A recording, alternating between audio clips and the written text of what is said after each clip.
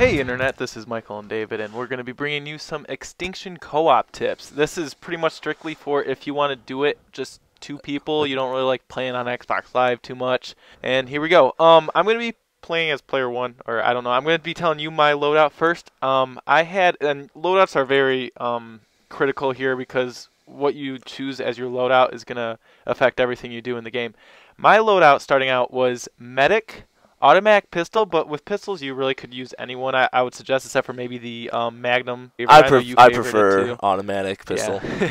And then I also had armor-piercing rounds, feral instincts, sentry gun, and the grenade turret.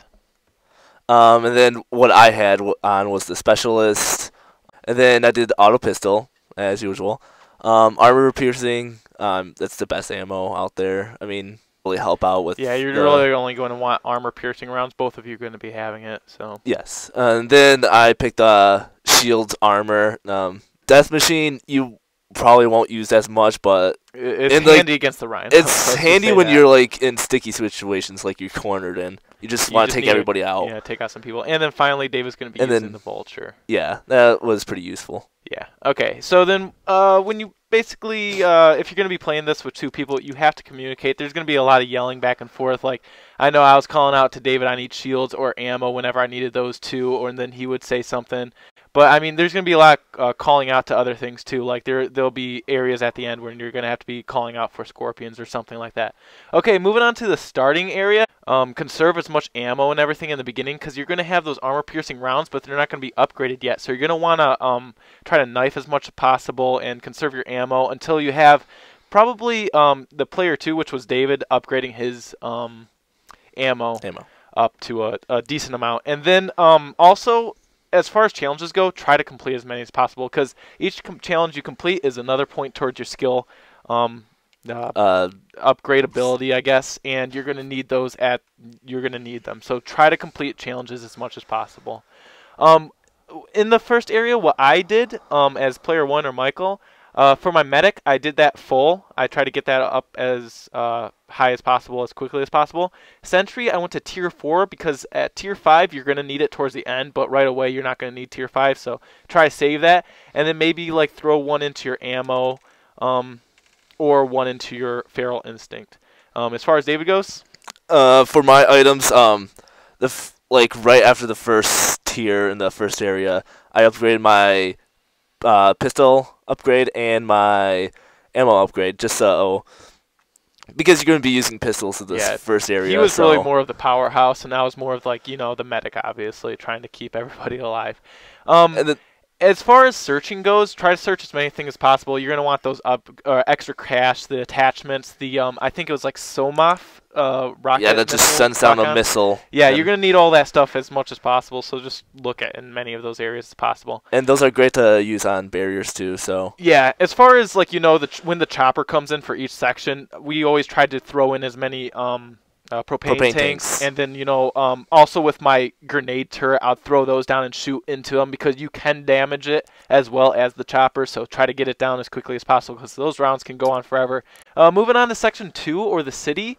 As far as my upgrading went, I tried to upgrade the pistol to around tier 4 so I could hold 2 primaries, and I mainly like that because I like to have as much ammo as possible on me, and I would use the LMG M27 IAR, which was on top of a sniper perch towards the beginning of the city, and then I also used the IA2. I know you didn't like to upgrade the pistol fully because you don't want 2 primaries. Oh, I would like to save my points for other important things. Yeah, like he has the vulture and stuff. I'd go for shields because who doesn't like having shields? Yeah, and then shields really start becoming critical in the city. As far as challenges go, you're just going to want to keep completing them. Sometimes you get screwed over by stupid challenges. Like right in the beginning of the city section, we got screwed over by one where you have to kill enemies jumping in mid-air, and it's just like sometimes the AI want to jump, sometimes they don't. It's just kind of stupid that way, so don't feel too bad. We still finished it without completing every single challenge. It's just better for upgrading your stuff. I know, David, you also use the IA2 as your secondary weapon, or your primary, technically. I just like that weapon the best. Yeah, I liked it as a single shot. So, moving on to Section 3, this cabin. This is when things really start. You need to start communicating a lot. always watch where you're placing your turrets as far as player 1 goes. You're going to want to put them in the best areas possible where you can defend them easily, because enemies will jump on them and try to take them out. And also your vulture use. I know for David, you could probably talk a little bit more about that. I mean, whenever we got into hot situations, I just use my vulture because this is the time the guys didn't attack me. They just attack Michael most of the time.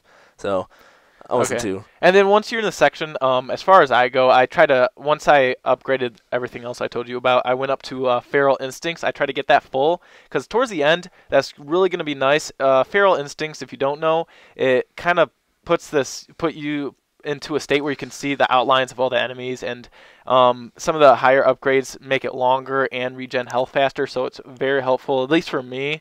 And then once you get into the crater section, which is like 2 more drill sections and then arming the nuke, obviously, you're going to have to be constantly watching that drill, because if you let that go below like 30, you're probably going to be losing as if you can't get somebody on that straight away. And I would suggest using the medic as your person trying to fix the drill, because he can, if you upgrade the medic, you can withstand the gas clouds that scorpions spit out. So, and then also, as far as having your turrets full, just try to use them to the best of their ability. Like, try to cover every area possible with those, because they will really definitely wreck house if you have both of them being used to their optimal potential. I mean, you also have to watch out for the guys attacking the turrets, because they can down those pretty quickly. Yeah, and you don't want to just keep constantly wasting money. So you kind of have to babysit everything at the same time, but